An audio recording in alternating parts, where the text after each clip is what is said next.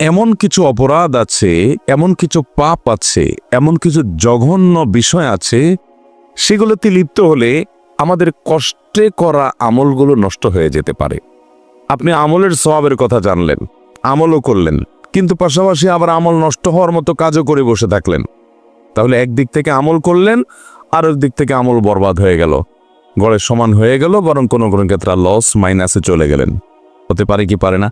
এজন্য আমাদেরকে জানতে হবে যে বান্দার নেক আমলগুলোকে নষ্ট করে দেয়, ধ্বংস করে দেয়, শেষ করে দেয়, ছাই করে দেয়, নিশ্চিহ্ন করে দেয়, আমল নামা থেকে ডিলিট করে দেয় কোন কোন অপরাধ, কোন কোন পাপ, কোন কোন ভয়াবহ বিষয়।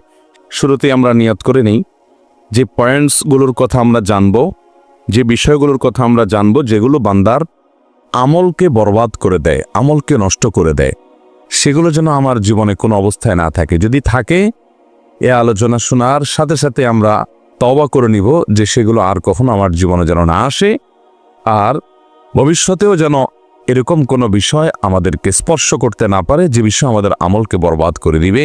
সেরকম নিয়ত আমরা শুরুতে করে নেই, ঠিক আছে তো ইনশাআল্লাহ? মোহতারাম হাজরিন, বান্দার সকল ভালো কাজ, সকল অর্জন, সকল সওয়াব, সকল নেক আমল, এগুলোকে সত্যি এবং প্রকৃত অর্থেই বরবাদ করে দেয়, পরিপূর্ণভাবে ধ্বংস করে দেয় মূলত শিরক এবং কুফরি এবং নেফাক। এটি যখন মুখরিজ আনিল মিল্লাহ পর্যায়ের হয়, অর্থাৎ কেউ যদি বড় শিরক এবং বড় কুফরি এবং বড় নেফাকে লিপ্ত হয়, তাহলে এই ব্যক্তির সমস্ত আমলগুলো বরবাদ হয়ে যায়। সে আগে যত যা করেছে ভালো কাজ, সব মাইনাসে চলে যায়, সব ডিলিট হয়ে যায়। কুফরি বলা হয় অবিশ্বাসকে।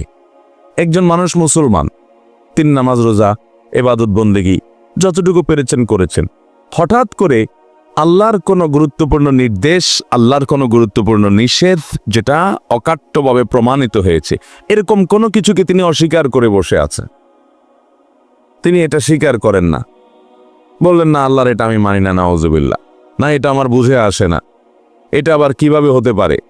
আল্লাহ তাআলার পক্ষ থেকে নির্দেশ অকাট্যভাবে প্রমাণিত হয়েছে কোরআনের সুস্পষ্ট আয়াত দ্বারায়, এবং এই জাতীয় নস দ্বারা, যার মাধ্যমে এটি প্রমাণ হতে পারে।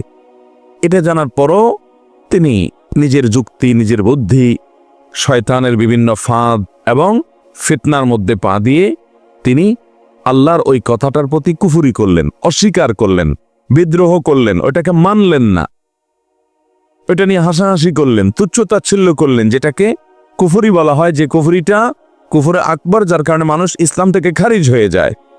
অনেক সময় দেখবেন অনেকে ইসলামের অনেক গুরুত্বপূর্ণ বিষয় নিয়ে, হতে পারে সেটা গুরুত্বের বিচারে ছোট কিন্তু সুস্পষ্ট, সে আর ধরুন দাড়ি নিয়ে, কারোর দাড়ি নিয়ে, কারোর হিজাব নিয়ে ব্যঙ্গ করলো, হাসি ঠাট্টা করলো, বিদ্রুপ করলো, তো এটি কিন্তু ইমান থেকে মানুষকে খারিজ করে দেয়, মানুষের ইমান নষ্ট করে দেয়। এ পর্যায়ে কুফরি, মানে আল্লাহর এই বিধান আপনি মানছেন না, এটাকে আপনি তাচ্ছিল্য করছেন, মানে হলো এটা আপনি মানলেন না, এটার বিরুদ্ধে বিদ্রোহ করলেন, এটাকে বলা হয় কুফরি। আল্লাহর কোনো বিধিবিধান আপনি নিজে মানতে পারছেন না, আপনার মধ্যে অপরাধ বোধ থাকবে যে হায়রে আমি মানতে পারছি না, দায়টা আমি রাখতে পারছি না, ঠিক আছে আল্লাহ আমাকে তৌফিক দেখ, আমি রাখবো ইনশাআল্লাহ, রাখা উচিত, নবীজির নির্দেশ, এটা মানা উচিত। এটা কুফরি না, এটা হলো ফাসিকি, যে আপনি মানতে পারছেন না, এটা ক্ষমার যোগ্য। কিন্তু আপনি দায় নিয়ে ঠাট্টা করলেন, তাহলে নবী সাল্লাল্লাহু আলাইহি সাল্লামের সুন্নাহকে, তার নির্দেশকে নিয়ে আপনি হাসাহাসি করলেন, বিদ্রুপ করলেন, এটা কিন্তু বিদ্রোহ করার শামিল, কুফরি। এরকম নানাভাবে কুফরি হতে পারে। আল্লাহ তাআলা বাবা মার সম্পদে ছেলেদের তুলনায় মেয়েদেরকে অর্ধেক সম্পদ দিয়েছেন, আপনি আল্লাহর নির্দেশকে নিজের বিবেক দিয়ে বসতে গিয়ে বলছেন না এটা আবার কেমন হয়ে গেল, আমি এটা মানি না, আমার ছেলে মেয়ে আমি সবাইকে সমান হারে দেবো, একটু বেশি বুঝলেন।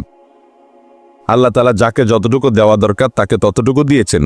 আল্লাহ তাআলা সমান অধিকার দেয় নাই, ন্যায্য অধিকার দিয়েছেন। সমান এক জিনিস আর ন্যায্য আরেক জিনিস, যার যতটুকু প্রয়োজন তাকে ততটুকু দিয়েছেন। সব জায়গায় সমান হলে ন্যায্যতা নিশ্চিত হয় না। আপনার 2টা ছেলে মেয়ে, একটার বয়স 10 আর একটার বয়স 20, সমান সমান দিতে হলে 10 এবং 20 দুইজনকে একই সাইজের জামা দেওয়া লাগবে। সমান সমান দিতে গেলে 10 বছরেরটার অসুখ হয়েছে, আপনি নাপা খাওয়াচ্ছেন, 20 বছরেরটারও একটা নাপা খাওয়াই দিতে হবে ওর অসুখ না হইলেও, কারণ সমান সমান দিতে হবে। তো এটা কি ইনসাফের কথা হলো? ইনসাফ হলো ন্যায্যতা, সমান না। আমাদের অনেকে সমান অধিকার খুঁজে বেড়ায়। হ্যাঁ, অনেক ক্ষেত্রে সমান অধিকার দরকার আছে, যেমন যেখানে সমান অধিকার দরকার আল্লাহ ওখানে সমান অধিকার দিয়েছেন, সমান প্রাপ্য আল্লাহ নিশ্চিত করেছেন। যেমন ভালো কাজ যখন আমরা করব, নারী হোক আর পুরুষ হোক, মর্যাদা সমানভাবে পাবে, নারী পুরুষের কারণে কোনো ভেদাভেদ হবে না। আল্লাহ তাআলা কোরআনে কারিমে বলেছেন, মান আমিলা সালিহাম মিনকুম মিন যাকারিন আও উনসা, তোমাদের মধ্যে নারী হোক আর পুরুষ হোক যেই ভালো কাজ করবে, নেকামল করবে, ফালানুহিয়ান্নাহু হায়াতান তাইয়্যিবা, তাকে আমি পবিত্র জীবন দান করব এবং তার এই কর্মের সর্বোত্তম বিনিময় আল্লাহ তাআলা দান করুন, সেও আল্লাহ করেছেন। তাহলে সমান অধিকার যেখানে দেওয়া দরকার আল্লাহ সেখানে সমান দিয়েছেন, কিন্তু অনেক জায়গায় ইনসাফ নিশ্চিত করবার জন্য সমান নয়, প্রয়োজন ন্যায্য অধিকার দেওয়া, আল্লাহ তাআলা সেটি দিয়েছেন। এখন আপনি বললেন কি না, পরিত্যক্ত সম্পদে কেন আল্লাহ তাআলা মেয়েদেরকে ছেলেদের অর্ধেক দিলেন? এটা তো জুলুম হয়ে গেল। আল্লাহর সাথে পাল্লা দিয়ে গোল্লা যাওয়ার ব্যবস্থা করলেন আর কি, বেশি পণ্ডিতি করলেন। এরকম কিছু বেশি পণ্ডিত আছে না নাই? ইমান চলে যাওয়ার মতো কাজ করলেন, আল্লাহর বিধানকে আপনি অস্বীকার করলেন, পাত্তা দিলেন না, বিদ্রোহ করে বসলেন, এটাকে আপনি তাচ্ছিল্য করলেন, উড়াই দিলেন, সাথে সাথে আপনার কুফরি হয়ে গেল। এরকম নানাভাবে আমাদের কুফরি হয়, আমরা বুঝি না। আল্লাহর কাছ থেকে নির্দেশ নিষেধ এবং কোরআন হাদিসের নির্দেশ নিষেধ হিসেবে যেটি প্রমাণিত সুস্পষ্টভাবে, এরকম কোনো বিষয়কে অস্বীকার করলে, এরকম কোনো বিষয় নিয়ে হাসি তামাশা করলে, ঠাট্টা বিদ্রুপ করলে কুফরি হয়। কুফরের আরো বিভিন্ন প্রকৃতি আছে। এই জাতীয় কোনো কুফরে যদি কেউ লিপ্ত হয়, সাথে সাথে তার আমল বরবাদ হয়ে যায়। এ সম্পর্কে আল্লাহ রাব্বুল আলামিন কোরআন কারীমে সূরা মায়েদার 5 নম্বর আয়াতে বলেছেন, অমান ইয়াকফুর বাদাল ঈমান ফাকাদ হাবিতা আমালু, যে ব্যক্তি ঈমান আনার পর আবার কুফরি করলো, অস্বীকার করলো আল্লাহর কোনো কিছুকে, তাহলে সেক্ষেত্রে তার আমল বরবাদ হয়ে গেল। কুফরি করলো মানে হলো সাথে সাথে তার আমল বরবাদ হয়ে গেল, শেষ। অতএব ভাইরা আমার, আল্লাহ রাব্বুল আলামিনের প্রতি কুফরি যেন আমাদের কোনো আচরণ দ্বারা, কোনো কথা দ্বারা, কোনো বিশ্বাস দ্বারা না হয়, সেজন্য আমাদেরকে সতর্ক থাকতে হবে, সাবধান থাকতে হবে। আমান্না সাল্লামনা, ইমানদারের কথা হলো আল্লাহ রাব্বুল আলামিনের আদেশ নিষেধের উপর আমি ঈমান আনলাম, মেনে নিলাম, আমার বুঝে আসুক বা না আসুক। আমি প্রায়শই একটি উপমা দেই, একটি কবিতা শুনাই। আল্লামা ইকবাল ভারত উপমহাদেশের অন্যতম ইসলামী জাগরণের মহাকবি এবং দার্শনিক, তিনি বলেছেন, जो समझ में आ गई वो फिर खुदा क्यों कर हुआ। আল্লাহর সব কিছু আপনি বুঝে ফেলেছেন, আপনার ব্রেন দিয়ে আপনি ক্যাপচার করে ফেলেছেন, তাহলে সে আল্লাহ হলো কিভাবে আবার? আপনি একটা সৃষ্টি আল্লাহর, একেবারে ক্ষুদ্রাতি ক্ষুদ্র সৃষ্টি। আল্লাহর কত বিশাল বিশাল সৃষ্টি আছে, এই চন্দ্র, এই সূর্য, এই গ্রহ নক্ষত্র, নবমণ্ডল, ভূমণ্ডল, কত বড় বড় সৃষ্টি আল্লাহর আছে। তার মধ্যে আপনি আমি, আমরা মানুষরা হলাম আল্লাহর একটা ক্ষুদ্র সৃষ্টি।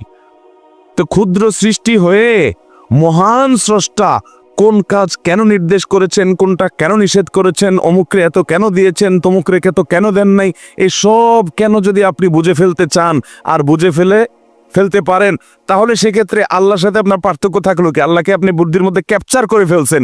আরে আল্লাহ তো সে মহান সত্তা, যিনি এত সীমাহীন, যার আল্লাহ রাব্বুল আলামিনের যে সত্তা, তার যে নির্দেশ এবং নিষেধের যে ব্যাপ্তি, সেটার যে রহস্য, সেটা এত সীমাহীন যে বান্দা হিসাবে আমরা তার সব কিছুর সকল যৌক্তিকতাকে আমাদের বিবেক বুদ্ধি দিয়ে রপ্ত করে ফেলতে পারবো, এটা কোনোদিনই সম্ভব হতে পারে? একজন মালিক আর একজন শ্রমিক, ধরেন কথার কথা, আপনার একজন ড্রাইভার আছে, একজন পিয়ন আছে, আপনি একটা বড় ফ্যাক্টরির মালিক, বড় ইন্ডাস্ট্রির মালিক, কোটি কোটি টাকা আল্লাহ আপনাকে দিয়েছেন, অনেক শত শত হাজার হাজার লোকজন আপনি চালান। আপনি হয়তো আপনার কোনো পিয়নকে একটা ল্যাপটপ দিয়ে বললেন, ল্যাপটপটা খোলো, খুলে আবার বন্ধ করো, খুলে আবার বন্ধ করো। ফোনে বলে দিলেন, আমার ল্যাপটপটা একটু ওপেন করো, আবার শাটডাউন করে ফেলাও। প্রায় এরকম বলেন। আপনার সে পিয়ন যদি বলে, স্যার এই ল্যাপটপ ওপেন করলাম আবার শাটডাউন করলাম, তাতে কি হবে?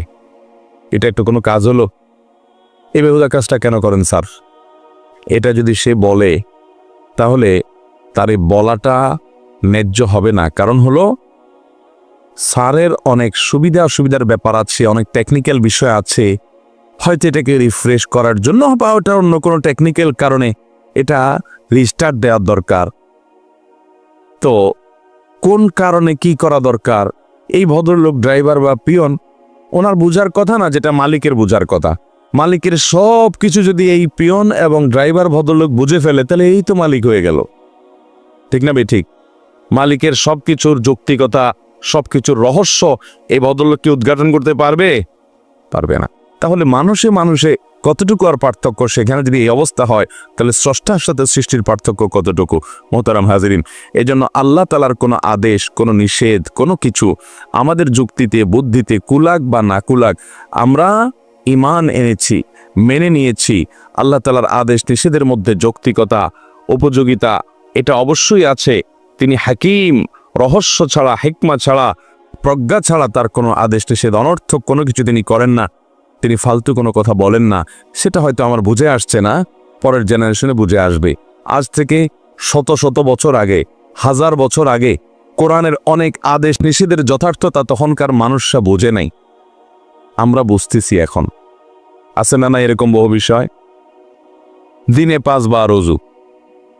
আচ্ছা বলেন তো, দিনে 5 বার ওযু করা, আবার প্রত্যেকবার ওযুতে 3 বার করে হাতের কবজি পর্যন্ত ধোয়া, আগে হাতের কবজি দিয়ে তারপর অন্যান্য কাজগুলো করা।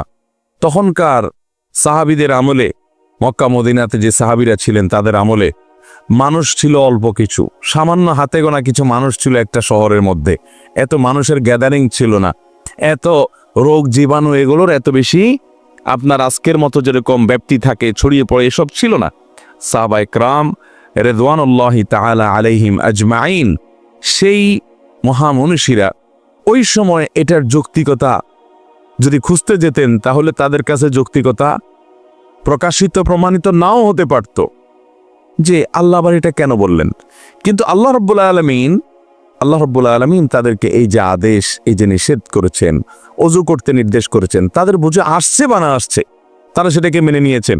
আজকে আমরা জানি যে রোগবালাই থেকে, জীবাণু থেকে, বিভিন্ন রকমের ক্ষতিকর বিষয় থেকে বাঁচার জন্য আমাদের ঘন ঘন হাত ধোয়া দরকার। এখন করোনা এসে আমাদেরকে বলছে যে হাত ধুইতে হবে ঘন ঘন, হাত ধুইতে হবে ঘন ঘন। এখন হাত ধোয়া যে অনেক দরকারি কাজ এটা আমরা বুঝছি, অথচ তখনকার মানুষরা এটা বুঝতে, ইসলামের অনেক বিষয় আছে যেগুলো হয়তো আগামী আরো 1000 বছর পরে মানুষ বুঝবে, আরো 500 বছর পরে মানুষ বুঝবে। কিন্তু ইমানদার তার বুঝে আসুক বা না আসুক, তার বুঝের উপরে নির্ভর করবে না। আমার বুঝে আসলে তারপরে মানবো, তাহলে তো বুঝের গোলাম হলাম, আল্লাহর গোলাম হলাম না। আল্লাহ তাআলার আদেশ নিষেধকে আমি মেনে নিলাম, এটাকে বলা হয় ঈমান, এটাকে বলা হয় সারেন্ডার, এটাকে বলা হয় ইসলাম। মোহতারাম হাজিরিন, এজন্য একজন মুসলমান তিনি কুফরি থেকে বেঁচে থাকবেন। আল্লাহর কোনো আদেশ নিষেধ নিয়ে সন্দেহ, সংশয়, কপটতা, কুফরি, অস্বীকৃতি এগুলো যেন কখনো না আসে। যদি আসে সকল আমল বরবাদ হয়ে যাবে। আমল বরবাদ হওয়ার জন্য আরেকটা বিষয়ের দায় আছে অনেক বড়, সেটি হলো শিরক। কুফরিরই ওই ক্যাটাগরির আরেকটি অপরাধ, আরেকটি পাপ, যেটি ক্ষমার অযোগ্য যদি কেউ এটি করে তওবা ছাড়া মারা যায়। আর যদি এটি করার পর কেউ তওবা করে আল্লাহ তাআলা মাফ করে দিবেন। অনেক মুসলিম ভাইয়েরা আছে, আমরা অনেক বোনরা আছেন আমাদের, যারা শিরকে লিপ্ত হন, আল্লাহর ইবাদত করেন, আবার আল্লাহর পাশাপাশি হয়তো কোনো মানুষের, কোনো কবরের, কোনো মাজারের, কোনো আপনার অলৌকিক শক্তির পুজো করেন, উপাসনা করেন, তার কাছে প্রার্থনা করেন, তার কাছে সাহায্য চান। এরকম রোগবালাই, এরকম শিরকের এই বদ অভ্যাস আমাদের দেশে অনেক মানুষের মধ্যে আছে না নাই? শিরকের এই অপরাধ সম্পর্কে আল্লাহ তাআলা বলেছেন, ওয়ালাকাদ ওহিয়া ইলাইকা ওয়া ইলাল্লাযীনা মিন ক্বাবলিক, হে রাসূল, আপনি এবং আপনার পূর্বে যত রাসূল পৃথিবীতে এসেছেন সকলের প্রতি আল্লাহ তাআলার কমন একটা অর্ডার ছিল। সেটা কি? লাইন আশরাকতা লা ইয়াহবাতান্না আমালুক, যদি আপনি শিরকে লিপ্ত হন, রাসূল সাল্লাল্লাহু আলাইহি ওয়াসাল্লামকে আল্লাহ বলছেন, আপনি নিজে শিরকে যদি লিপ্ত হন, নবী হয়ে, রাসূল হয়ে যদি কেউ আল্লাহর সঙ্গে শিরকে লিপ্ত হয়, লা ইয়াহবাতান্না আমালুক, তাহলে আপনার যত আমল আছে, ভালো কাজ আছে, সব বরবাদ হয়ে যাবে। ওয়ালা তাকুনান্না মিনাল খাসিরিন, এবং আপনি ক্ষতিগ্রস্তদের কাতারে শামিল হবেন, লুজার হবেন, সব হারিয়ে আপনি কপাল পোড়া, দুর্ভাগা, হতভাগা হয়ে যাবেন, ক্ষতিগ্রস্ত হয়ে যাবেন।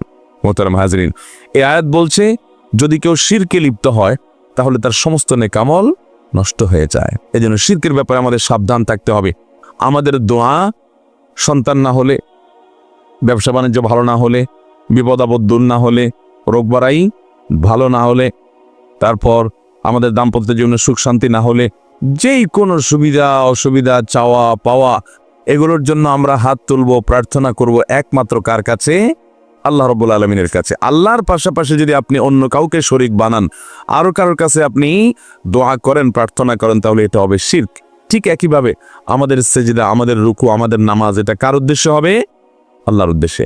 এখন আপনি কোনো কবরে গিয়ে, কোনো মাজারে গিয়ে সিজদা করলেন, সেখানে গিয়ে আপনি রুকু করলেন, সেখানে গিয়ে নামাজ পড়লেন, তাহলে এটা হলো শিরক, এবং এই শিরকের কারণে আপনার আমল বরবাদ হতে পারে। এজন্য মোহতারাম হাজিরিন, শিরক এবং কুফর, আল্লাহর কোনো বিধানকে বা আল্লাহর শরীয়তকে, আল্লাহর আদেশে অস্বীকার করা কিংবা আল্লাহর ইবাদতের পাশাপাশি অন্য কারো শরীক করা, এগুলো আমাদের আমলগুলোকে বরবাদ করে দেয়। এই বরবাদ করে দেওয়া বিষয়টি, শিরক এবং কুফর থেকে আমরা বেঁচে থাকার চেষ্টা করবো তো ইনশাআল্লাহ। আল্লাহ তাআলা আমাদেরকে তৌফিক দান করুন। আজান হচ্ছে, আমরা আজানের জবাব দিয়ে নিই, তারপর ইনশাআল্লাহ আমরা বাকি আলোচনা কন্টিনিউ করব। আজানে মুয়াজ্জিন সাহেব যা যা বলে সাথে তা বলতে হয়, এটাই আজানের জবাব। আল্লাহু আকবার, আল্লাহু আকবার, আল্লাহু আকবার, আল্লাহু আকবার, আশহাদু আল্লা ইলাহা ইল্লাল্লাহ।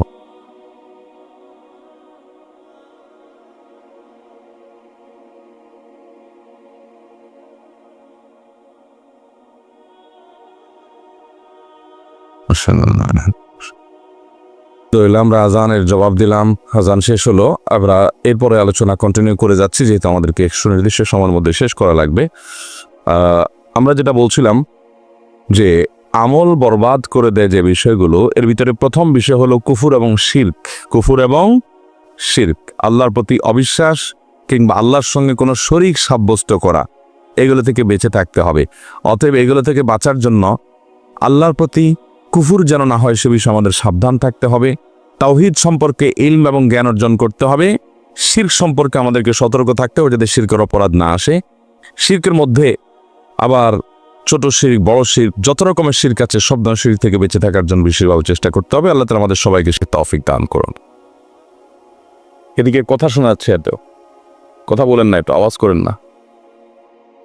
দ্বিতীয় যে বিষয়টি বান্দার আমলকে বরবাদ করে দেয়, নষ্ট করে দেয়, সেটি হলো রিয়া বা লৌকিকতা, মানুষ দেখানো কাজ করা। এটা মানুষের আমলকে বরবাদ করে দেয়। ইবনে মাজাহ বর্ণিত একটা হাদিস আছে, নবী করিম সাল্লাল্লাহু আলাইহি সাল্লাম বলেছেন, কিয়ামত যখন কায়েম হবে তখন আল্লাহর পক্ষ থেকে একজন ঘোষক ঘোষণা দিয়ে বলবেন, যারা কোনো ভালো কাজ করছো তোমাদের জীবদ্দশায় আল্লাহকে খুশি করার জন্য, আবার পাশাপাশি আল্লাহর সাথে অন্য আরো কারোর খুশিও তোমার উদ্দেশ্য ছিল, যে আল্লাহও খুশি হোক, সাথে অমুকও দেখুক তাহলে ভালো লাগবে, অমুকও শুনুক তাহলে ভালো লাগবে। এই যে লোক দেখানো, লোক শুনানো, এই ধরনের আমল যদি তোমরা কেউ করে থাকো, যে সেখানে তোমাদের নিয়তটা পিওর ছিল না, সেখানে বেজাল ছিল, আল্লাহকে খুশি করার পাশাপাশি বান্দাকে খুশি করার বিষয়টিও সেখানে চলে আসছে, এরকম যদি হয়, তাহলে সেক্ষেত্রে তোমরা তোমাদের বিনিময়, তোমাদের পারিশ্রমিক আল্লাহর কাছ থেকে। এই ভাই কিসে এত যদি কল বাজে, কিভাবে কথা বলবো আমি? একটু সরান, আপনি এখান থেকে বন্ধ করেন, এটা সরান, মোবাইল সরান। হ্যাঁ, তো অফ আগে করেন নাই কেন? এটা কোন ধরনের, আপনি কোন মিডিয়া, এটা কোন চ্যানেল? নিজেদের বুঝতে পারছি, তাহলে মোবাইল বাজবে, সামনে এনে রাখবেন, এটা কোন ধরনের? মানুষের সেন্স থাকতে হবে তো। জি ভাই, বলতেছিলাম যে আল্লাহ রাব্বুল আলামিন বান্দাকে যখন কিয়ামতের ময়দানে ডেকে বলবেন যে দুনিয়াতে যদি কোনো ভালো কাজ করো, আল্লাহকে খুশি করার উদ্দেশ্য ছিল, সাথে একটু বান্দারা একটু দেখুক, বান্দারা একটু আমাকে ভালো বলুক, একটু বাহাবা দেখ, সবাই একটু জানুক, একটু ভাবসাব আসবে, এরকম অসৎ উদ্দেশ্য যাদের ছিল, আল্লাহর পক্ষ থেকে ঘোষণা দিয়ে বলবেন তারা যেন তাদের সেই ভালো কাজের সওয়াবের আশা আল্লাহর কাছে না করে, ওইটা আল্লাহকে খুশি করার পাশাপাশি আর যাকে দেখানোর জন্য, যাকে খুশি করার জন্য, যার কাছে গল্প দেওয়ার জন্য করছিলা, তার কাছ থেকে গিয়ে বিনিময় নাও। কারণ ইন্নাল্লাহা আগনা শুরাকা আনিশ শিরক, আল্লাহ তাআলা তার সাথে যাদেরকে শরীক সাব্যস্ত করা হয়, এসব শরীক টরিকের শিরক থেকে, পার্টনারশিপ থেকে আল্লাহ তাআলা অনেক পবিত্র। এগুলোর কোনো প্রয়োজন আল্লাহ তাআলার নাই।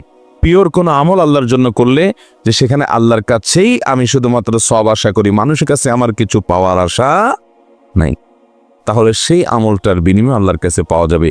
যেই আমলটা আল্লাহর কাছে বিনিময়ের পাশাপাশি বান্দার কাছ থেকে কিছু পাওয়ার আশা বা ধান্দা থাকবে, সে আমলের বিনিময় আল্লাহর কাছে পাওয়া যাবে, ওই আমলটা বরবাদ হয়ে যাবে। সব আমল না, যে আমলটার ভিতরে রিয়া থাকবে, লৌকিকতা থাকবে, লোক দেখানো লোক শোনানো মানসিকতা থাকবে, ওই আমলটা বরবাদ হয়ে যাবে।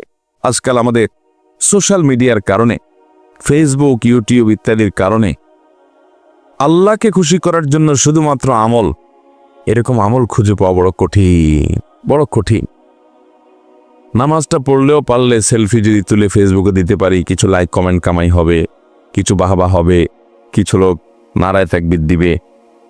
মিডিয়ার কল্যাণে আজকাল আমাদের এখলাস ধরে রাখা এটা সোনার হরিণ হয়ে গেছে, কঠিন হয়ে গেছে, ঠিক না ভাই? ঠিক মোহতারাম হাজরিন, সেজন্য আল্লাহ রাব্বুল আলামিনের কাছে পানাহ চাইতে হবে। ভাইরা, কত আমল আমরা করছি, কত আমল আমরা করছি, না জানি রিয়ার কারণে, লোক দেখানো মানসিকতার কারণে, লোক শোনানো মানসিকতার কারণে, লৌকিকতার কারণে আমাদের সেসব আমল বরবাদ হয়ে যাচ্ছে, সেগুলোর কোনো সওয়াব আল্লাহর কাছে আমরা পাবো না। এজন্য একজন ইমানদার তিনি রিয়া থেকে নিজেকে বাঁচানোর জন্য আপ্রাণ চেষ্টা করবেন। বিশেষ করে আর্থিক ইবাদত, যে ইবাদতগুলো শো অফ করার মতো, যেগুলো মানুষ দেখবে, দেখানো যায় মানুষকে, এই আমলগুলো মানুষকে দেখাদেখি করলে অনেক সময় নিজের মধ্যে ওই মানুষের কাছ থেকেও যে বাহবা পাবো এরকম একটা আশা, এক্সপেক্ট চলে আসে, ঠিক না ভাই? ঠিক।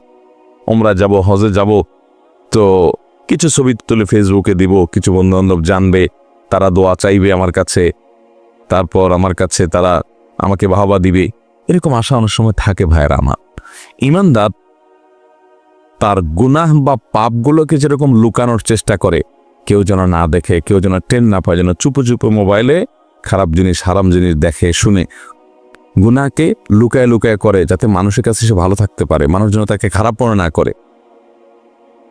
তো গুনাহ যেরকম মানুষ লুকানোর চেষ্টা করে, ইমানদার তার নেকামলগুলোকেও এরকম লুকানোর চেষ্টা করবে, যে কেউ দেখার পর আমার ভিতরে ভাব চলে আসবে বা কাউকে দেখানোর উদ্দেশ্য আমার মনের মধ্যে আসবে, তাহলে তো আমল বরবাদ হয়ে যেতে পারে, এটা কোনো সওয়াব আল্লাহর কাছে নাও পাইতে পারি।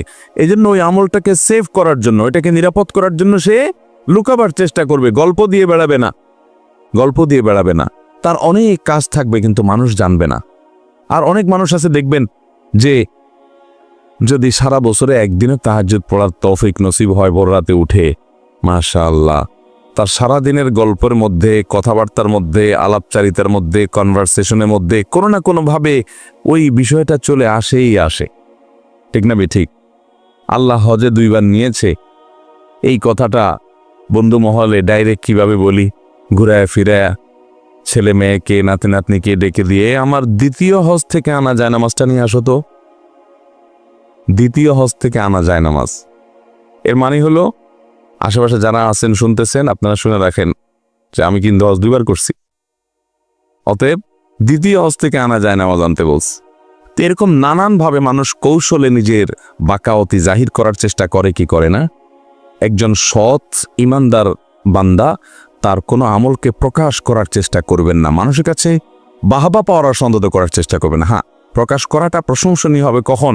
যে দেখা যাচ্ছে কোনো একটা জায়গায় একটা ভালো কাজ সবার করা উচিত বা অনেকের করা উচিত, কিন্তু কেউ করছে না। ধরুন একটা মসজিদে দানের ব্যাপার আসছে, অনেক টাকা দরকার, সবাই এগিয়ে আসা দরকার, কিন্তু কেউ সৎসাহস করে বলছে না। আপনি সেখানে বিসমিল্লাহ করে বললেন, ঠিক আছে আমি 10,000 টাকা দেব ইনশাআল্লাহ। আপনি জানেন আপনি যদি এটা বলেন তাহলে অন্য আরো অনেকে সাহস করবে, সৎসাহস করবে, তারা আগায় আসবে, তাদেরও নিয়ত হবে।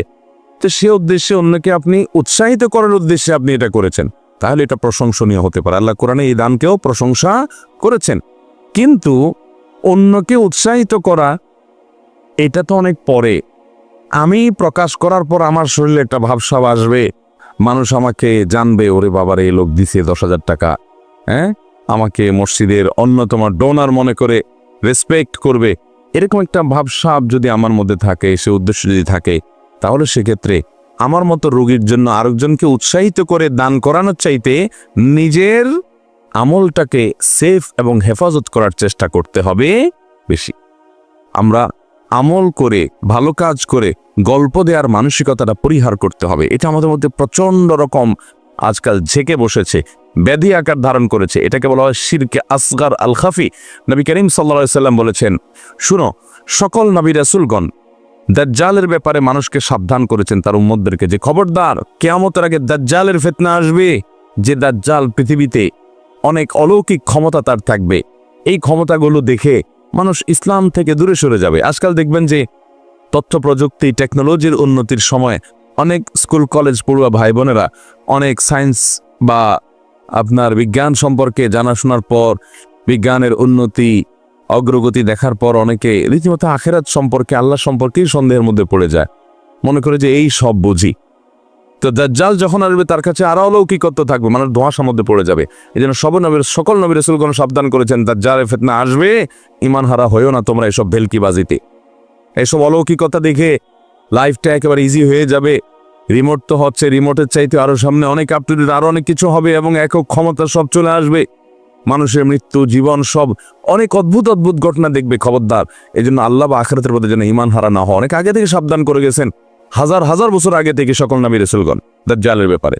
নবী সাল্লাল্লাহু আলাইহি সাল্লাম বলেছেন, দাজ্জালের ফিতনার চাইতেও ভয়াবহ এবং ভয়ঙ্কর ফিতনা হলো এই ফিতনা, যেটাকে বলা হয় শিরকে খাফি বা গোপন শিরক। গোপন শিরক, আপনি করছেন ভালো কাজ, তলে তলে আপনার পেটে, আপনার মনে উদ্দেশ্য আছে কি সবাই একটু দেখুক। গল্পটা দিলেন, শরীরে একটু ভাব আসলো, সবাই একটু আপনার দিকে তাকায় রইল, মাশাআল্লাহ মাশাআল্লাহ, সুবহানাল্লাহ, হাজী সাহেব এত ভালো কাজ করছেন। আপনার মধ্যে এক ধরনের আত্মপ্রসাদ চলে আসলো, আত্ম অহংকার চলে আসলো, অজুব চলে আসলো। এই জিনিসটা বান্দার আমলকে বরবাদ করে দেয়। আপনি ওই গল্প স্বল্প দিয়া আমলটাকে নষ্ট করে কি লাভ হলো? আমলটা করে শুধু নষ্টই হয়ে শেষ হয় নাই, যে ঠিক আছে আমল করছেন সওয়াব পেলেন না, এটুকু হইলে শেষ একটা ব্যাপার ছিল, এটুকু না, এটা আরো মাইনাসে যাবে, কারণ এটা শিরক, ছোট শিরক। নবী সাল্লাল্লাহু আলাইহি সাল্লাম বলেছেন, দাজ্জালের ফিতনা যত ভয়ঙ্কর তার চাইতে বড় ভয়ঙ্কর আমি তোমাদের উপরে ভয় করি। একটা সময় তোমাদের মধ্যে এরকম ছোট শিরক ঝেঁকে বসবে।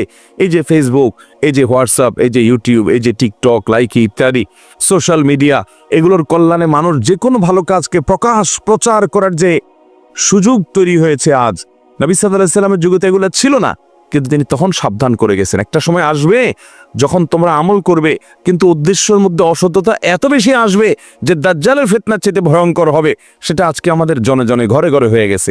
এজন্য একজন ইমানদার হিসেবে আপনার আমার চ্যালেঞ্জ হবে, যেই কোনো ভালো কাজ আল্লাহ করার তৌফিক দিক, আমি সেটাকে লুকাবার চেষ্টা করব। কিছু আমল আছে যেগুলো লুকানোর নয়, আপনি দাঁড়িয়ে রেখেছেন, এটা তো প্রকাশ্য জিনিস। জাকাত দিবেন, ফরজ কাজে লুকানোর জিনিস, এটা প্রকাশ্যে দিবেন। কিন্তু আপনি ব্যক্তিগত দান সাদেকা করছেন, আপনি একটা গুনাহ থেকে বাঁচার চেষ্টা করছেন, আপনি একটা নেক আমল করছেন, আপনি তাহাজ্জুদের নামাজ পড়ছেন, আপনি সোমবার বৃহস্পতিবার রোজা রাখছেন, আপনি অন্যান্য নেক আমল কাজ করছেন, সেগুলো আপনাকে মানুষের সামনে গল্প দিয়ে বানানোর উদ্দেশ্য থাকতে পারবে না। হ্যাঁ, কোনো প্রসঙ্গ তো আসলো আপনি বললেন, কিন্তু গল্পবাজি বা বাহাবা নেওয়া উদ্দেশ্য হবে না, লোক শোনানো, লোক দেখানো, এই টার্গেট থাকবে না। তাহলে আপনার আমলটা ঠিক থাকবে। অন্যথায় যে আমল করে মানুষের কাছে ওই যে প্রশংসা কুড়াবেন, আল্লাহর ফেরেশতারা কিয়ামত দিন বলবে, তুমি না অমুকের বাহবা পাওয়ার জন্য বলছিলা, টাকা দান করে এরপর ডানে বামে তাকাইছো, কে কে তোমার দিকে তাকায়, তো ভাব শরীরে আসছে, তো ওখানে তো ফিডব্যাক পেয়ে গেছে, শেষ। আল্লাহর কাছে আর কিছু নেই, বরং এখন শাস্তি আছে যে আল্লাহর সঙ্গে কেন শিরিক করলে, কেন আর অন্য কারো সন্তুষ্টি সেখানে আশা করলে। এই জন্য আমাদের নিয়তগুলোকে প্রতিটা আমলের ক্ষেত্রে আমরা একমাত্র আল্লাহ তাআলার জন্য খালেস করবো, তো ইনশাআল্লাহ আল্লাহ আমাদেরকে তৌফিক দান করুন। তাহলে আমল নষ্ট করে দেয় যে বিষয়গুলো, এর মধ্যে দ্বিতীয় বিষয় হলো রিয়া এবং লৌকিকতা। সাবধান থাকবো তো ইনশাআল্লাহ। এই রিয়া এবং লৌকিকতা বিশেষ করে অনেক সময় আমল বরবাদ করার মতো পর্যায়ের হয় না, নিজের অজান্তে কিছু লৌকিকতা চলে আসে, সেগুলোতে আমল হয়তো বরবাদ হবে না, কিন্তু সেগুলোও শিরক। এগুলো থেকে বাঁচবেন কিভাবে? কিছু আছে টের পাইছেন আপনি, যে আপনার মধ্যে ভাব আসছে, মানুষ দেখানোর উদ্দেশ্য আসছে, কিছু আসছে আপনি টের পান নাই, আপনার নিজের অজান্তে শিরক হয়ে গেছে, এরকম কিছু সূক্ষ্ম শিরক আছে। বাঁচবেন কিভাবে? নবী করিম সাল্লাল্লাহু আলাইহি ওয়াসাল্লাম দোয়া শিক্ষা দিয়েছেন, আল্লাহুম্মা ইন্নী আউযু বিকা আন উশরিকা বিকা ওয়া আনা আ'লাম ওয়া আস্তাগফিরুকা লিমা লা আ'লাম। আল্লাহ, আপনার কাছে পানা চাই, আশ্রয় চাই, আমার জ্ঞাতসারে কোনো শিরক যেন না হয়, আমার অজান্তে অজ্ঞাতসারে যেন কোনো শিরক না হয়। এই উভয় প্রকার শিরক থেকে আল্লাহ আপনার কাছে পানা চাই, আপনার কাছে আশ্রয় চাই, এই দোয়াটা বেশি বেশি করে পাঠ করতে হবে। আল্লাহ আমাদেরকে তৌফিক দান করুন। নাম্বার 3, আমল বিধ্বংস, আমলকে শেষ করে দেয়, আমলকে নষ্ট করে দেয়, বরবাদ করে দেয় যে গুনাহ এবং পাপ অপরাধ যে বিষয়, সেগুলোর মধ্যে থেকে একটি হলো হাসাদ বা হিংসা। অন্যের ভালো দেখতে পারেন না, কারোর সাথে আপনার কম্পিটিশন আছে, ওর ভালো দেখলে আপনার জ্বলে। এই রোগটা আমাদের মধ্যে আছে না নাই? ইমানদারের কলিজাটা হতে হবে ফ্রেশ। আমি কারোর ক্ষতি বা অকল্যাণ চাইবো না, সবার ভালো আশা করব। আল্লাহ অমুকে আমার সাথে হয়তো তার কোনো কারণে একটু বাদাবাদি আছে, একটু আমার সাথে তার কোনো কারণে হয়তো সে আমার সাথে শত্রুতা করে, হয়তো আছে কোনো কারণে কম্পিটিশন বা অন্য কিছু। তারপরও দিন শেষে আমি একজন মুসলমান হিসেবে কারোর ক্ষতি চাইবো না। আল্লাহ তাকেও ভালো দেখ, তারও রোগ বেলায় না হোক, তার ছেলেটা ভালো রেজাল্ট করুক, তার রুটি রুজি ভালো আসুক, তার ব্যবসাটা ভালো হোক, সে সাকসেস হোক, তাতে আমার কোনো সমস্যা তো নেই। কারণ যে আল্লাহ তাকে দিচ্ছে, তাকে দেওয়ার কারণে কি আল্লাহর অভাব হবে, আমাকে দিতে অসুবিধা হবে এরকম? তো এরকম যদি না হয় তাহলে আমার অসুবিধার কথা। আল্লাহ তাকে দিছে, আরও দেখ, আমার কোনো কষ্ট নাই। আমার হয়তো আল্লাহর কাছে চাওয়া হবে, আল্লাহ আপনি তাকে দিয়েছেন ভালো কথা, আমাকেও দেন। আপনি তাকে দিতে পারেন তো আমাকে আপনি দিতে পারেন, আমাকেও দিয়েন আল্লাহ। তাকে দেন, আমার দুঃখ নেই, আরও দেন, আমাকেও দিয়েন আল্লাহ। এ হলো ইমানদারের মেন্টালিটি, এরকম থাকতে হবে। আর যদি আপনার মনে হয় আল্লাহ আমাকে দেওয়ার না দাও, ওরে দিও না, আছে না এগুলা? আমার ছেলেটা পাশ করুক আর না করুক, ওর ছেলে জিপিএ 5 পেয়েছে, এটা আমি শুনতে চাই না, ঠিক না? আমার দোকানে কাস্টমার ঢুকুক আর না ঢুকুক, ওর দোকানে কাস্টমার ঢুকবে আর ব্যাগ ভর্তি জিনিস নিয়ে বাইরে ঢুকবে, এইটা আমি সহ্য করতে পারবো না। এটারে বলে হিংসা, এটারে বলে কি অন্তরে জ্বালা পোড়া করে। কারোর ভালো দেখলে অন্তরে চিনচিন করে জ্বলে কিনা খেয়াল করবেন। এটা হলো হিংসা মাপার মিটার। যদি জ্বলে তাহলে বুঝবেন এই রোগটা আপনার মধ্যে আছে। ভাইরা আমার, হতে পারে দুনিয়াতে চলতে গেলে কেউ আপনার সাথে শত্রুতা করতেছে, শত্রু আপনার শত্রুর জায়গায় আছে হোক, তাই বলে আপনি তার ক্ষতি কামনা করবেন, তার ভালো আশা করবেন। আচ্ছা, তাকে যে ভালো জিনিসটা দিয়েছেন, এটা কে দিয়েছেন? তা সেটা দেওয়ার কারণে যদি আপনার মনের মধ্যে কষ্ট হয়, তাহলে আল্লাহর দেওয়ার ব্যাপারে, আল্লাহর দানের ব্যাপারে আপনি এক ধরনের অভিযোগ তুললেন, ঠিক না? যে আল্লাহ তাকে দিয়েছে, আপনি সেটা নিয়ে আপত্তি করছেন, মানে আল্লাহর সাথে আপনি পাল্লা দিচ্ছেন, তাহলে তো গোল্লা যাওয়া লাগবে। আল্লাহ যেটা তাকে দিছে, আমার এখানে কোনো সে নাই, আল্লাহ আরো দেখ। এলো ইমানদারের চাওয়া। এই হাসাদ, এ সম্পর্কে একটা হাদিস বর্ণিত হয়েছে বিভিন্ন হাদিস গ্রন্থে। হাদিসটির সনদকে মুহাদ্দিসদের অনেকেই একাধিক সনদকে দায়ী বলেছেন, আবার কোন কোন সনদকে অনেক ওলামায়ে কেরাম গ্রহণযোগ্যতার লেভেল পর্যন্ত পৌঁছায় বলে মন্তব্য করেছেন। তবে এর মূল বক্তব্য যেটি, সেটি বিভিন্ন হাদিসের আলোকে প্রমাণিত, যেটি হাসাদ বা হিংসা এটা হারাম। যে হাদিসের কথা বলছে সেটি হলো ইয়াকুম ওয়াল হাসাদ, তোমরা হিংসা থেকে বেঁচে থাকবে, অন্তরকে হিংসা থেকে পরিচ্ছন্ন করবে। কারণ ফাইনাল হাসাদা ইয়াকুলুল হাসানাত কামা তাকুলুন নারু আল হাতাব, আগুন যেরকম কাঠকে পুড়িয়ে শেষ করে ফেলে, মানুষের মনের ভেতরের হিংসা এটা মানুষের আমলগুলোকে এরকম বরবাদ করে দেয়। ভাইরা আমার, আমল বরবাদ করে দেয়। কারণ হলো যার প্রতি হিংসা হয় আপনি তার বিরুদ্ধে গীবত করবেন, শিকায়েত করবেন, বদনাম করবেন, দুর্নাম করবেন, তাহলে এর মাধ্যমে আপনার সবটা সে পেয়ে যাবে, আর আপনি গুনাহগার হবেন, তাহলে আপনার আমল বরবাদ হচ্ছে। আপনি আমল করে তারা দিয়ে দিচ্ছেন, আমলগুলো বরবাদ হয়ে যাচ্ছে। এই অর্থে বরবাদ হওয়া মানে এই নয় যে আপনি কাফের হয়ে যাবেন, কিন্তু আপনার আমলগুলো করছেন আর পাচ্ছে আরেকজন, কারণ হাসাদের কারণে আপনি গীবত শিকায়েতের দিকে চলে যাচ্ছেন। সেজন্য এই হিংসা থেকে বেঁচে থাকতে হবে, কারণ এটাও বান্দার আমলকে বরবাদ করে দিতে পারে। নাম্বার 4, নবী করিম সাল্লাল্লাহু আলাইহি সাল্লামের প্রতি বেয়াদবি, নবীজির শানে আদবের খেলাফ হয়, শিষ্টাচার বহির্ভূত হয় এমন কোনো কাজ করা কিংবা তার বিরুদ্ধাচরণ করা, তার আনুগত্য না করা, এটাও বান্দার আমলকে বরবাদ করে দেয়। এই বিষয়ে কোরআন কারীমের একাধিক আয়াত রয়েছে যে আল্লাহ এবং তার রাসূলের, আল্লাহ যে রাসূল সাল্লাল্লাহু আলাইহি সাল্লামের সাথে শিকাক করবে, মুখালাফাত করবে, বিরুদ্ধাচরণ করবে, রাসূলের কথা পাত্তা দিবে না, মানার চেষ্টা করবে না, দম্ভ করবে, অহংকার করবে, তুচ্ছ-তাচ্ছিল্য করবে, অস্বীকার করবে, এই ব্যক্তি তার আমলগুলো বরবাদ হবে। আর নবীজি সাল্লাল্লাহু আলাইহি সাল্লামের সাথে যারা বেয়াদবি করবে তাদের আমলও বরবাদ হবে। আল্লাহ তাআলা কোরআন কারীমে সূরা হুজুরাতের মধ্যে বলেছেন, ইয়া আইয়ুহাল্লাযীনা আমানু লা তারফাউ আসওয়াতাকুম ফাওকা সাওতিন নবী, তোমরা নবীজির সামনে তোমাদের আওয়াজগুলোকে তার উপরে করিও না, তার চেয়ে বড় আওয়াজে কথা বলিও না, শিষ্টাচারের দিকে খেয়াল করবে। ওয়ালা তাজহারু লাহু বিল কওলি কাজাহরি বাযিকুম লিবাযিন, তোমরা একে অন্যের সামনে যেরকম জোরে জোরে কথা বলো, নবীর সামনে এরকম জোরে জোরে কথা বলবে না। আন তাহবাতা আমালুকুম ওয়া আনতুম লা তাশউরুন, যদি এটা করো তাহলে তোমাদের আমল বরবাদ হয়ে যাবে, তোমরা টেরও পাবা না। এই যে একটা শিষ্টাচার, এটা নবী সাল্লাল্লাহু আলাইহি সাল্লামের সাথে দেখাতে হবে, না হলে আমল বরবাদ হওয়ার মতো বিষয় হতে পারে যদি নবীজির শান এরকম বেয়াদবি করে কেউ। আজ নবী সাল্লাল্লাহু আলাইহি সাল্লাম আমাদের সামনে নাই, কিন্তু নবীর হাদিসের সাথে, নবীর সুন্নাতের সাথে যদি আমরা বেয়াদবি করি তাহলে এই পরিণতি আমাদেরও হতে পারে। কারণ নবী সাল্লাল্লাহু আলাইহি সাল্লামের সাথে বেয়াদবি করা, তার সুন্নার সাথে বেয়াদবি করা একই জিনিস, একই জিনিস মোহতারাম হাজির। একই ভাবে নবীজি তো বটেই, আমাদের যারা মুরব্বীরা আছেন, বয়সে বড় আছেন, ওলামা একরাম আছেন, জ্ঞানে বড় আছেন, বিভিন্ন দিক থেকে বড় আছেন, তাদের সামনে কথা বলার আদব শিষ্টাচার এখান থেকে আমরা শিখতে পাই, যে তাদের সামনে উচ্চ আওয়াজে কথা না বলা, তাদের সামনে নীরবে কথা বলা। আজকাল দেখবেন তরুণদের মধ্যে এই সমস্ত শিষ্টাচার নাই। এগুলোকে আমরা অনেক হালকা জিনিস মনে করি, যে বাবার সামনে আপনার জোরে আওয়াজ হবে না, আপনার সিনিয়র কায়ের সাথে, মায়ের সাথে জোরে আওয়াজ হবে না। এখন তো যুবক পোলাপান সবচাইতে বেশি চিৎকার, চেঁচামাচি, অভদ্রতা, অসৌজন্যমূলক এবং পশুর মতো চিল্লি করে কথা বলে মায়ের সামনে। দুনিয়াতে সবচেয়ে বেশি দুর্ব্যবহার করা যায় যার সাথে, চিল্লি করা যায় যার সাথে, রাগারাগি করা যায় যার সাথে, তার নাম হলো মা। ঠিক না বেঠিক? বাপের সাথে আবার সব চলে না, কারণ দাঁত ফালাই দিবে থাপ্পড় দিয়া। ঠিক না বেঠিক?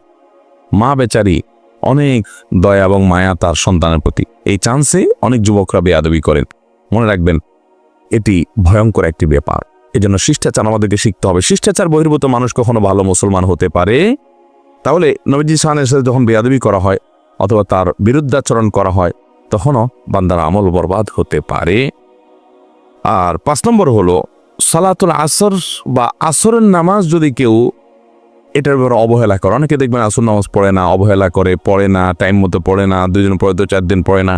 তো এই ব্যক্তির আমল বরবাদ হওয়ার কথা হাদিসে আছে। সহিহ বুখারীতে আসছে, নবী সাল্লাল্লাহু আলাইহি ওয়াসাল্লাম বলেছেন, মান তারাকা সালাতাল আসর ফাকাদ হাবিতা আমালু, যে ব্যক্তি আসরের নামাজ পড়ে না, বাদ দেয়, তার আমল বরবাদ হয়। এখানে আমল বরবাদ বলতে কি বোঝানো হয়েছে? অনেক মুহাদ্দিসগণ বলেছেন, তার মানে আসর যেহেতু পড়লো না, এজন্য ওই আমলটা বরবাদ হয়ে গেল। আর আসরের নামাজ হলো 5 ওয়াক্ত নামাজের ভিতরে বিশেষ গুরুত্বপূর্ণ নামাজ। হাফিজু আলাস সালাওয়াতি ওয়াস সালাতিল ওয়াসতা হাদিসে আসছে, তোমরা সব নামাজের দিকে খেয়াল করো, বিশেষ করে মধ্যম নামাজ। মধ্যম নামাজটা কি? অনেক মুহাদ্দিস, অনেক মুফাসসির আর কোরআন বিশ্লেষকগণ বলেছেন যে এখানে আসরের নামাজকে বোঝানো হয়েছে, বিশেষ গুরুত্বপূর্ণ। এজন্য আসরের নামাজের পরে অবহেলা বিশেষভাবে একজন ইমানদার করবে না। এটি তার ওই আমলকে বরবাদ করে দিতে পারে। এর মাধ্যমে সব আমল বরবাদ হবে সেটা না, কিন্তু এটার পরে আমল বরবাদ হওয়ার কথা হাদিসে আছে। সেটাকে অনেক উলামা ইকরাম বলেছেন এটি ধমকি স্বরূপ বলা হয়েছে। অনেকে বলেছেন যে এটার ব্যাখ্যা হলো, যদি কেউ এটাকে বৈধ মনে করে যে না পড়লেও চলে, তাহলে সে কুফরি হবে, তার আমল বরবাদ হবে সেই কারণে। আর অনেক ব্যাখ্যা আছে। 6 নম্বর এবং সর্বশেষ যেটি বলতে চাই তা হলো, কোনো মানুষ যদি কারোর পরিণাম সম্পর্কে নিজে পণ্ডিতি করে আল্লাহর উপর কোনো ফয়সালা দিয়ে দিতে চায়, এটা তার আমলকে বরবাদ করে দিতে পারে। এ সম্পর্কে একটি হাদিস বর্ণিত হয়েছে। নবী করিম সাল্লাল্লাহু আলাইহি ওয়াসাল্লাম ইরশাদ করেছেন, কোন এক ব্যক্তি অন্য ব্যক্তি সম্পর্কে বলল যে এই ব্যক্তিকে আল্লাহ তাআলা মাফ করবেন না, এর কোনো রক্ষা নাই, এর খবর আছে, এর আল্লাহ তাআলা ছাড় দিবেন না, এরকম হার্ডলি বলেছে। আল্লাহ রাব্বুল আলামিন ওই ব্যক্তিকে বলবেন, আমার ওই বান্দাকে মাফ করব কি করব না, এটা তো আমার ইখতিয়ার। তুমি যখন এত বড় পণ্ডিতি করলা যে ঠিক আছে সে মাফ পাবে না, তাহলে আমি তাকে মাফ করে দিলাম আর তোমার আমল বরবাদ করে দিলাম। বেশি তুমি আমার উপরে ফয়সালাগিরি করতে গেছো। মুহতারাম হাজিরিন, এটা হলো তখন যখন কোনো মানুষ মুসলমান হবে। মুসলমান হইয়াও তার মধ্যে কি থাকতে পারে? আপনার এ ধরনের বিষয় আসা থাকতে পারে, এ ধরনের দুর্বলতা থাকতে পারে যে সে মুসলমান হওয়ার পরও কোনো গুনাহের কারণে, কোনো পাপের কারণে আপনার কাছে মনে হচ্ছে সে অনেক পাপিষ্ট হয়ে মারা গেছে। আপনি ফয়সালা দিয়ে দিলেন, না এর কোনো রক্ষা নাই, আল্লাহ এর মাফ করবে না। মানে ব্যাপারটা হলো যে আল্লাহর উপর আপনি ফয়সালা দিয়ে বসে আসলেন। এটা ভয়ঙ্কর বিষয়। এটা অনেক ক্ষেত্রে আমাদের আমল বরবাদের কারণ হতে পারে, আল্লাহর রাগের এবং ক্রোধের কারণ হতে পারে। হ্যাঁ, কেউ কাফির হয়ে মারা গেছে, আপনি জানেন পরিষ্কার কুফরি করে সে মারা গেছে, তাহলে সেই ব্যক্তি জাহান্নামে যাবে, কোরআনের বর্ণনা রয়েছে। তারপরেও ইন্ডিভিজুয়ালি একজনের জন করে নাম নিয়ে অমুক জাহান্নামে যাবে, তমুক জাহান্নামে যাবে, এসব ফয়সালা দেওয়ার দায়িত্ব আমাদেরকে আল্লাহ তাআলা দেন নাই। আমরা আম সাধারণ এবং উসুল এবং মূলনীতি বলবো যে আল্লাহর প্রতি অবিশ্বাস নিয়ে মারা যাবে সে জাহান্নামে, আল্লাহ কোরআনে বলেছে। আমাদের দেশে দেখা যায় আজকাল ফেসবুকে কোনো একজন মানুষ মারা গেলেন, হয়তো লোকটা তার জীবদ্দশায় অনেক পাপ করেছে, অপরাধ করেছে, অন্যায় করেছে, কিন্তু দিন শেষে সে মুসলমান। আল্লাহ তাআলা চাইলে তার পাপগুলো মাফ করে তাকে জান্নাত দিতে পারেন কি পারেন না? কিন্তু দেখবেন অনেক লোক ফেসবুকে কমেন্ট করে ফি নারে জাহান্নাম খালিদিনা ফিহা আবাদা। কেউ একটা মারা গেছে মনে করেন, তো লেখা দেয় যে সোজা জাহান্নাম, গো টু ফায়ার। এরকম লেখে কি লেখে না? ভাইরা আমার, এ হাদিস বলছে যে কোনো ইমানদার, কোনো মুসলমান হতে পারে তিনি পাপিষ্ঠ অপরাধী, কিন্তু আল্লাহ তাকে মাফ করবেন না, সে চিরকাল জাহান্নামে চলে যাবে। এই ফয়সালা আপনাকে আল্লাহ তাআলা দেওয়ার দায়িত্ব দেন না, এই কন্ট্রাক্টরে আপনাকে দেওয়া হয় নাই। আপনি নিজে চরকায় তেল দেন, নিজের কি হবে, কি আমল করে যাচ্ছেন সেটার জন্য হিসেব নেন। চেষ্টা করবো তো আমরা ইনশাআল্লাহ। আল্লাহ তাআলা আমাদের সবাইকে আমল বিধ্বংসী সমস্ত গুনাহ এবং পাপ থেকে বেঁচে থাকার তৌফিক দান করুন। এর মধ্যে প্রথম পয়েন্ট যেটি শিরক এবং কুফর, এটা একেবারে সকল আমল বরবাদ করে দেয়। একটা পাপের কারণে সকল আমল বরবাদ করে দেয় এবং এটা কুফরি পর্যন্ত নিয়ে যায়। শিরকের কারণে সে ঈমান থেকে খারিজ হয়ে যায়, এরপরে সে নতুন করে আবার ইসলাম গ্রহণ করলে, তওবা করে আবার ঈমান আনলে, তারপরে আবার তার হিসাবের খাতা ওপেন হবে, নতুন করে যে আমল করবে সেগুলো যুক্ত হতে থাকবে। কিন্তু কুফর এবং শিরক করে ফেললে তার আমল বরবাদ হয়ে যাবে। আর বাকি যে কারণগুলো বলেছি, বাকি 5টি কারণ, সেই এগুলোর কারণে সকল আমল বরবাদ হয়ে সে কাফের হয়ে যায় এরকম না। এটাই আহলে সুন্নাত জামাতের আকীদা। এগুলোর নানান ব্যাখ্যা ওলামা ইকরাম দিয়েছেন, যেগুলো আমি কথার ফাঁকে বলেছি, কিন্তু আমাদেরকে এগুলোতে ব্যাপারে বিশেষভাবে সাবধান থাকতে হবে। আবারও বলছি, কুফরি এবং শিরক এটি সকল আমল বরবাদ করে দেয়। রিয়া বা লৌকিকতা, মানুষ দেখানো আমল করার প্রবণতা, এটাও বান্দার আমলকে, যে আমলে রিয়া, মানুষকে দেখানো, মানুষের কাছে বাবা নেওয়া, দুনিয়ার মানুষের কাছে প্রশংসা কুড়ানো ইত্যাদি দুনিয়ার ধান্দা থাকবে, এগুলোর ওই আমলটা বরবাদ হবে, ওইটার সওয়াব আল্লাহর কাছে পাওয়া যাবে। হাসাদ বা হিংসা মনের মধ্যে যদি থাকে, অন্যের প্রতি হিংসা থাকলো, হাসাদ থাকলো, এটাও আমাদের আমল বরবাদ করে দিতে পারে। 4 নম্বর, নবী করিম সাল্লাল্লাহু আলাইহি ওয়াসাল্লামের প্রতি বেয়াদবি, তার প্রতি আপনার অসম্মান, তার সুন্নাহকে তাচ্ছিল্য করা, পাত্তা না দেওয়া, নবীজি সাল্লাল্লাহু আলাইহি ওয়াসাল্লামের প্রতি বেয়াদবি হয় সেরকম কোনো কিছু করা, অথবা নবী সাল্লাল্লাহু আলাইহি ওয়াসাল্লামের বিরুদ্ধাচরণ করা, নিয়মিত তার সুন্নাহকে একদম মেনে না চলা, তাকে ছোট মনে করা, হেয় মনে করা। আজকাল অনেকে আছে আহলে কোরআন বাইর হয়েছে, হাদিস মানা লাগবে না, পাত্তাই দেয় না।